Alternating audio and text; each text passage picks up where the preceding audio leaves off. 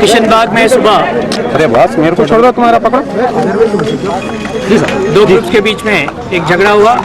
उसके बाद में पुलिस को थोड़ा फोर्स यूज करने की जरूरत पड़ी, लेकिन अब परिस्थिति सिचुएशन जो है पूरी तरह कंट्रोल में है। कहीं पर किसी तरह की प्रॉब्लम नहीं है, कोई झगड़ा फसाद नहीं है किसी तरह का भी।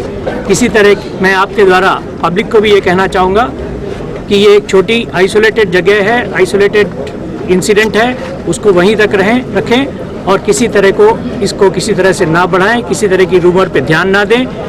गवर्नर साहब ने खुद ने हमारे साथ में और additional DG law and order के साथ में मीटिंग की है और रिव्यू किया है सिचुएशन को।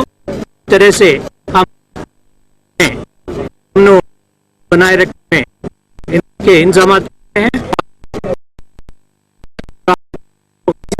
और होगी और हम पूरी तरीके से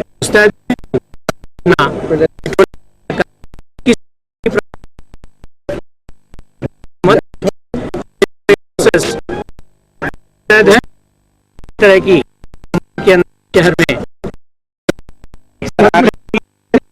क्यों फायरिंग जो है ब्रीफ और आप बता दें। लोगों का कहना है कि एक तरफा ऐसे फायरिंग की गई जिसमें से नौजवानों स्पॉट पे ऐसे मैं यहाँ होकर नहीं बताता हूँ ताकि मैं इसके उसके लोकल जो वो आपको बताएं।